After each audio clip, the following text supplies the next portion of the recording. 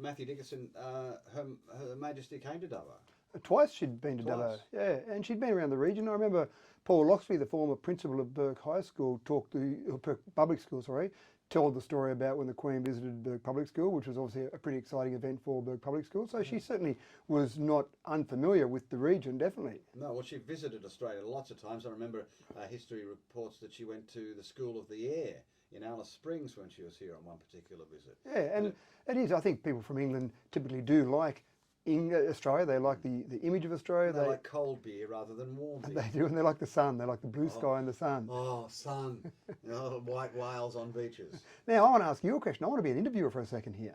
I had someone ask me a question the other day, and I don't know the answer. And I thought, who might know the answer to this? Who's a good journo that I could ask? I couldn't find them, so I thought I'd grab you. Gee, thanks. But they said to me, Matthew, the media are very soft on you in Dubbo. No one asks you a hard question. Right. And I want to know, first of all, A, what's a hard question? And B, is that something that you avoid asking me as a journo in Dubbo? I only ask hard questions. Well, I don't even know what a hard question is. Well, what's a hard question? Many observers believe that a hard question is a question that you don't give the answer to which they want to hear. Right, okay. Okay. So if I say to you, is there anything going on at Regan Park? Are you hiding documents in desks, Matthew Dickinson as mayor?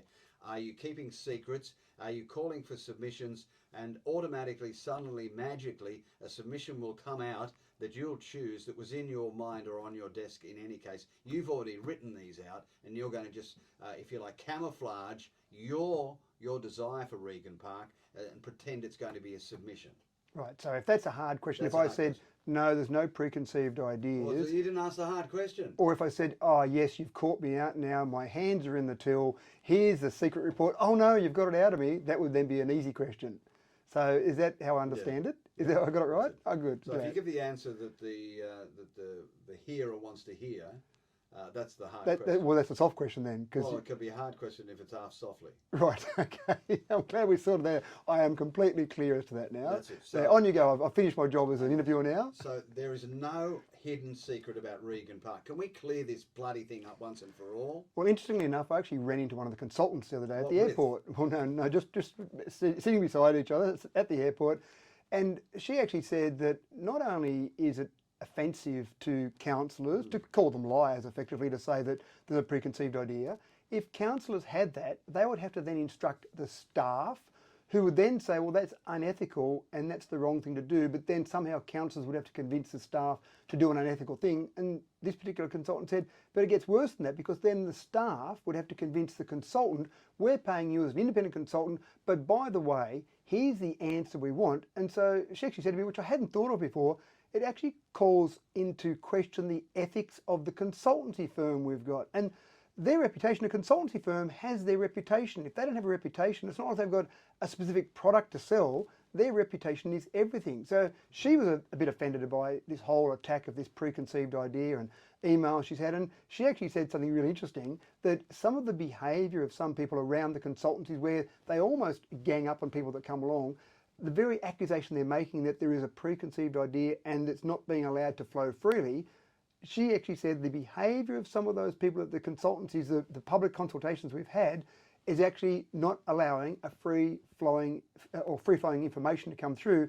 So therefore, they're actually almost corrupting the process by their behaviour. So, and they're calling the consultants liars. They're calling the consultants liars, they're calling the staff liars, and they're calling councillors liars. Now, I don't want to go back into the deepest, darkest days of council, because a lot of that stuff went on, which caused the demise and the unravelling of council. Correct. Didn't it? Absolutely right. And the last thing I'm sure your current epoch would want is to revisit the cave. We've got a new group of councillors, 9 of the councillors, only 1 was re-elected from the last group, so we've got 9 brand new councillors on there. None of those 9 have been involved with Dubbo Regional Council before. We've got a new CEO, we've got some new directors in there. So again, I think they've all looked back at the past and said, we don't want to be part of that. Finally, I'm going to let this go. Go back to that person you bumped into that said, you know, I don't ask the hard questions. Did he or she suggest to you what question we should ask? No, not specifically. It was just a general comment that, and it wasn't just you, it was all the media in Dubbo. All the media in Dubbo are very soft on me. There isn't any other media you? Indeed. I said, well, I'll have to ask Richard Perno that question. That's the only media. Yeah, so no, there was no specific question, but just in general, the hard question should be asked. Now, Matthew Dickinson, Vic Oval number 1. I spoke to the head of the Geographical Names Board. He said to me, Richard, here's the hard part. You can't rename it because you can't rename it. Now, it's been suggested that you needn't have, as council, asked for a renaming of the Oval anyway. Well, what's happened? So this is the process. So there was an application made, and I supported it. I actually signed a letter as a former mayor, this is a couple of years ago now, to support the renaming of Victoria Park No. 1 Oval to Tony Kelly Oval.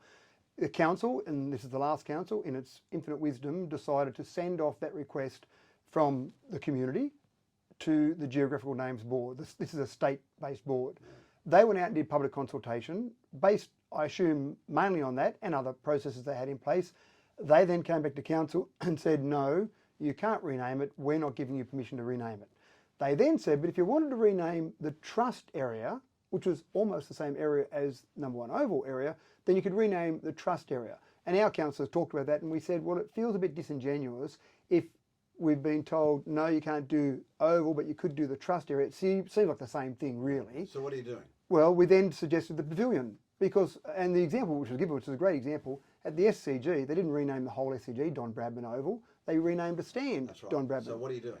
So we last night decided, and this will go through to council in 2 weeks' time, not to rename the pavilion. That was the feeling that councils were going to go with, but the family said, we don't want the pavilion. We want No. 1 Oval renamed after Tony Kelly or nothing. And again, I personally would have been very happy with the pavilion, but the councillors last night respected the wishes of the family and said, well, we'll rename nothing. Now that's a committee recommendation last night. In 2 weeks' time, that'll go to the final resolution of council.